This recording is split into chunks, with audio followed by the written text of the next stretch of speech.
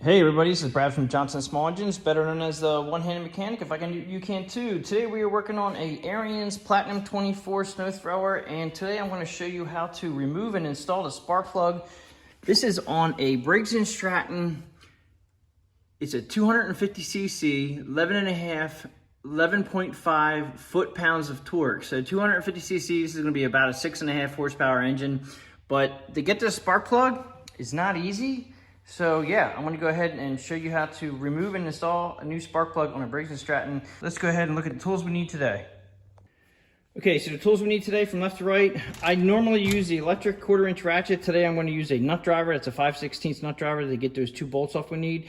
That's just a 5/16 socket. I'm gonna use a 3/8 ratchet with a 6/6 extension to get the spark plug out. We're going to need a spark plug socket. It's a 5/8 spark plug socket, or the deep will work as equivalent. The spark plug is, I use NGK. This is the equivalent of an RC12YC, and you can, just use the Champion that comes with it, or you can use the equivalent.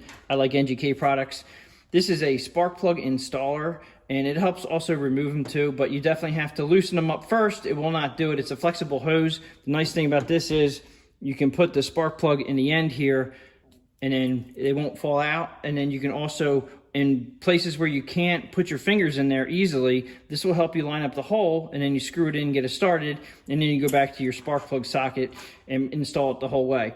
Fastener removal tool that I love to use, pair of pliers if needed. Let's get to it.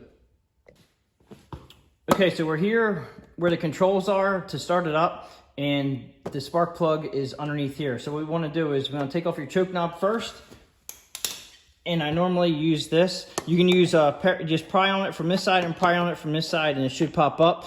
With my tool here, I can pry on it from the center, and normally that'll pop it up off of there. Okay, like so. Now when you put this back together again, you have to make sure that you have your choke rod. It's going to be bigger on one side and thinner on the other. You just have to make sure that you line them up in the right spot when you put it back on. So if you take a picture of this before you take it off, then you'll know which way it is, but don't move this after you take it off. I'm going to go ahead and use a 5/16 nut driver to take off these screws. Highly recommend using some kind of an Erices, maybe. I mean, the problem with this is it's right next to your muffler. It gets very hot, so everything you put on here is going to burn off. The problem with these is these will get very stuck, and they can get rusted, and then you'll break them. Now, if that happens, you can just move aside and drill another hole. You just have to be very careful and put a screw in there. These are just screws. I highly recommend, though, if you can get screws with the, they have like a bolt head on top, so you can take them off. Some of them do, some of them don't. Makes it easier taking them off. Pull this up out of the way. Now when you do put this back on again, there's a slit right here. There's 2 pieces of plastic. There's a slice right here, it goes up through here, and then down here, this is actually a nice little indentation right here where you want to put you have to put them back in. You have to put the little slice from the cover back in over this, and you also have to line up the choke rod. So it has to sit just perfect, and it will. So just keep that in mind. If it's not sitting properly, you did it wrong. Spark plug is way down in here. You'll see that. Okay, and we're gonna use my fastener clip tool right here and then pop this up. You gotta be careful. There's a connector, a metal connector inside this boot. And if you have a rusty spark plug, these metal connectors can get stuck on the spark plug, and when you yank on these things with your hands, you can actually pull the metal apart from the wire itself, and it'll stay on the spark plug. If that happens, you're going to be in trouble, and you got to do a lot of work to make that, fix that. So get yourself either a pair of pliers and try to pull up from the neck, which I did, and it popped off, or get yourself a, this tool right here. I'll put it in the link in the description below. Like I said, it's a great tool to have. You can use it for fuel lines, everything else. Going to go ahead and put our 5/8 deep socket with a 6/6 extension counterclockwise. We'll take this out, and once I get it out to a point, it's kind of hard to get my hands in here. Once you get that loose, go ahead and put your piece of fuel line or your spark plug installer tool. You push on it so it grabs it, and then You pull this right out like so, and there's the old spark plug. I did forget one thing. You want to gap these to 30 thousandths. Normally they're between 28 and 30 thousandths. Try not to drop your spark plug because that'll ruin them. Okay, I'm gonna put it on the end here. I pushed it in so we can turn it. We're just gonna line it up at the hole. Kind of hard for you guys to see this, but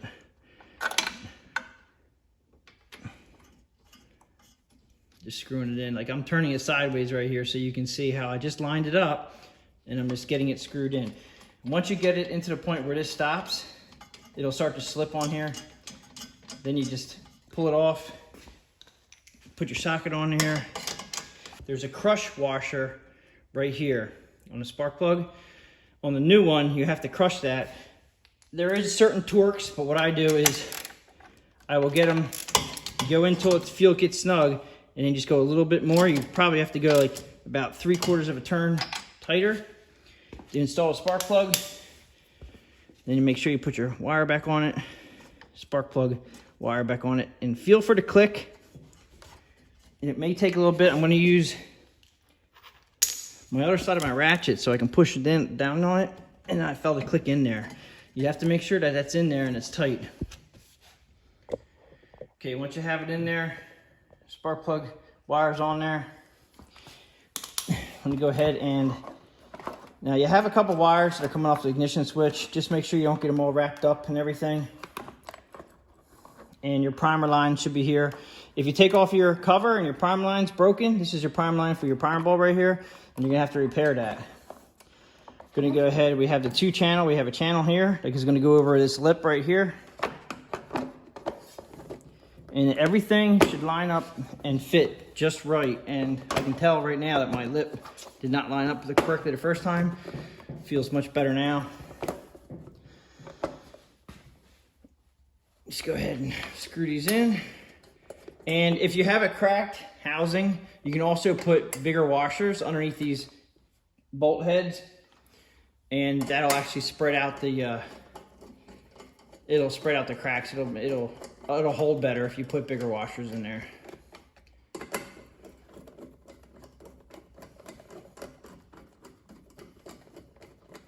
Snug it up. You don't have to go crazy. You just have to make sure they're snug. Make sure you line up the part of your choke knob correctly onto the choke rod itself. Snap it in, on, off. So that's pretty much it for removing and installing a spark plug on a Briggs and Stratton 205cc overhead valve snowblower engine. If you like this video, please give it a thumbs up. Please subscribe, share my channel with your friends, and I'll catch you guys on the next one.